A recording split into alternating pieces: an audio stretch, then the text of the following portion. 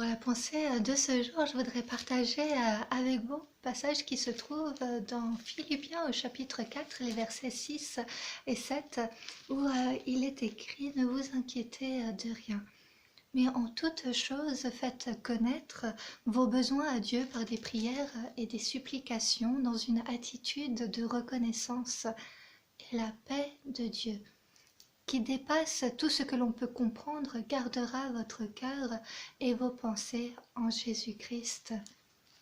Ne vous inquiétez de rien. » C'est vrai que cela peut paraître, en ces temps actuels, particulièrement difficile de ne pas s'inquiéter avec les préoccupations de la santé de tout à chacun, avec le travail, la garde et l'enseignement des enfants, avec les projets qui peuvent être annulés ou reportés et les conséquences de ce que cela signifie. Et la liste, malheureusement, peut continuer et de se dire comment donc ne pas s'inquiéter.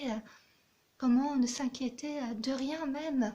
Et dans ce passage, on en trouve une réponse où il nous est dit au verset 6, « Mais en toute chose, faites connaître vos besoins à Dieu par des prières et des supplications dans une attitude de reconnaissance. » Et c'est la réalisation que nous ne sommes pas appelés à traverser ces difficultés seuls par nos propres forces, mais au contraire avec l'aide de Dieu. C'est le rappel de pouvoir apporter nos fardeaux à Dieu, de pouvoir lui apporter nos soucis, nos préoccupations, nos déceptions, nos projets annulés ou reportés, et de rechercher en lui une éclaircie, de rechercher en lui une porte d'espérance.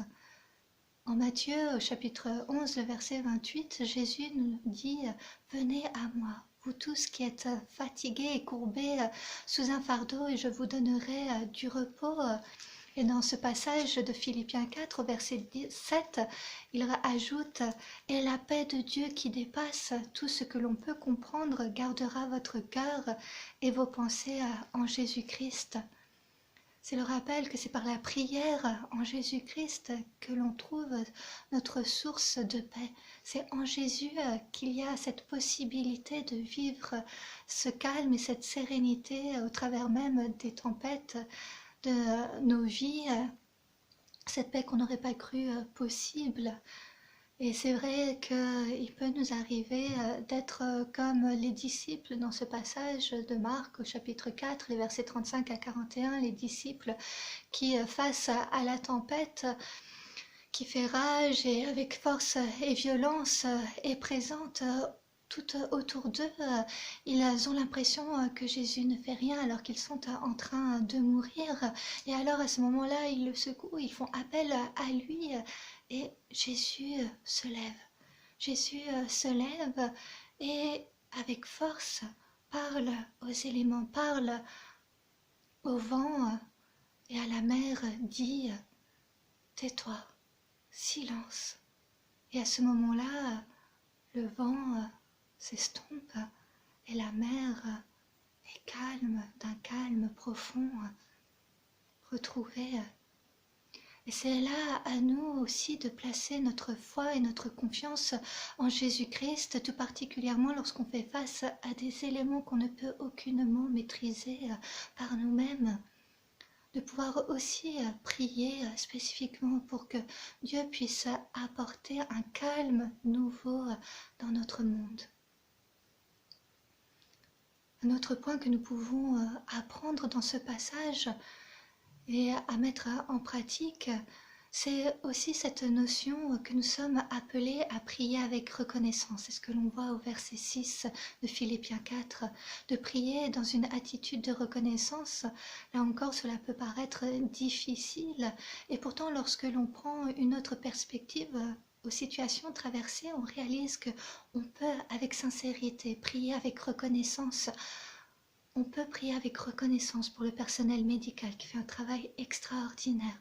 On peut prier avec reconnaissance pour les musiciens qui apportent touche de gaieté dans notre quotidien. On peut prier avec reconnaissance pour les enseignants qui font un travail formidable pour permettre aux élèves de continuer à apprendre et poursuivre leur année scolaire. On peut remercier tous ceux qui font du bénévolat et qui se lèvent pour aider, entre autres, à faire les courses pour ceux qui ne peuvent pas sortir de chez eux, avec ceux qui partagent leur savoir-faire gratuitement, et la liste continue de ces sujets de bénédiction et de reconnaissance que nous pouvons avoir face à cette solidarité qui se lève, à cette communion qui se restaure et qui se forge, et de pouvoir être reconnaissant aussi pour ces encouragements mutuels que nous pouvons vivre.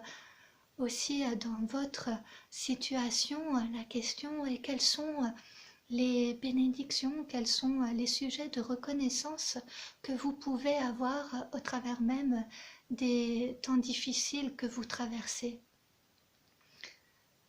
Que nous puissions ensemble aussi prier les uns pour les autres, que nous puissions aussi prier avec ferveur et supplication pour notre monde, pour que Dieu secoure notre monde par sa divine grâce, apporte guérison et restauration, mette un terme à ce virus destructeur, que nous puissions prier pour qu'il puisse y avoir des guérisons dans notre monde, dans nos pays, dans nos villes, dans nos régions, aussi dans nos vies personnelles, nos circonstances. Que nous puissions prier avec force et ferveur les uns pour les autres. Dieu entend chacune de ces prières. Aussi, je vous encourage à ne pas garder vos souffrances, vos questionnements, vos difficultés en vous-même, mais à prier et aussi à les partager avec des personnes de confiance, car Dieu peut utiliser certaines de ces personnes de confiance pour être une aide dans ce moment que vous traversez, pour être aussi un soutien.